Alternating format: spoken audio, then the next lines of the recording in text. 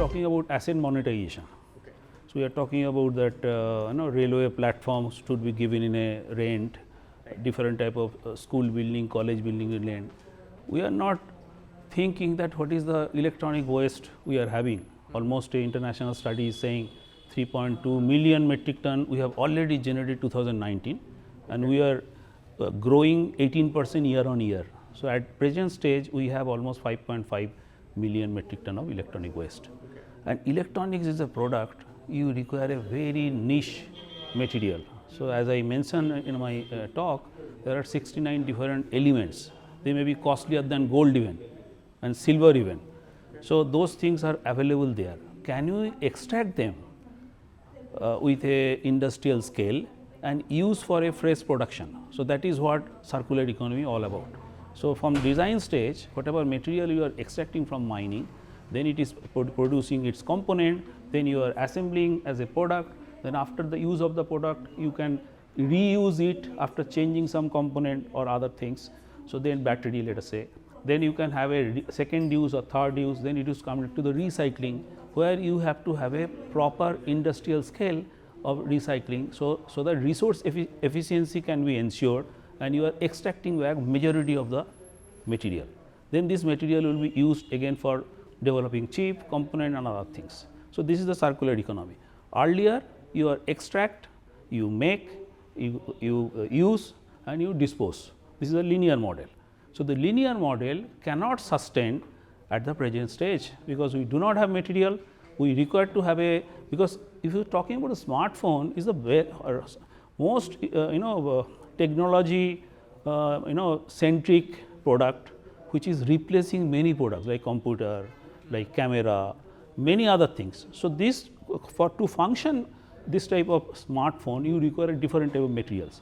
This is the, I am talking about material. There are some of the hazardous material also. So, if you are really interested to extract them through informal sectors, this is a really, it will be an issue, because it has lead also, it has mercury also, it has cadmium also, it has chromium also, you have different type of brominated plastic also.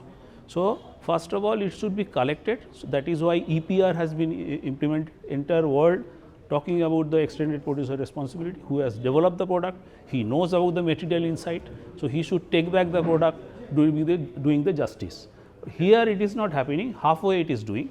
EPR has been implemented, then they are giving it to the recycler, but recyclers are not having a entire end-to-end capability. So, India should have that end-to-end recycling capability, where from a product you should extract the metal or whatever material inside it is. So, that is the should be the talking point for another 1 decade. Then, because the development in developed country has been stagnant, development will be there, purchase will be there in this part of the world. So, we require Unicode type of company having in India, so that entire material ecosystem we can extract for a future production.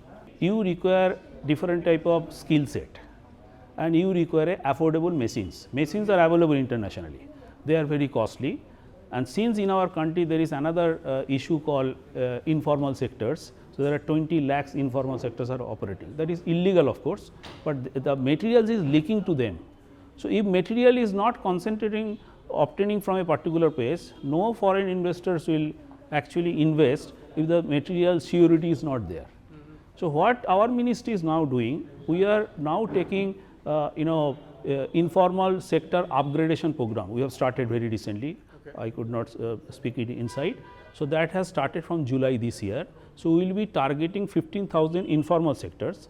Whatever technology you have developed in a different lab, we will be handhold them, and we will be using a scheme of MSME, CDP scheme, where 90% up to 90% fund government of India is giving, 10% has to be borne by the informal operators. Then it will be a unit of exchange. So, 30 such cluster we will be making another 3 years.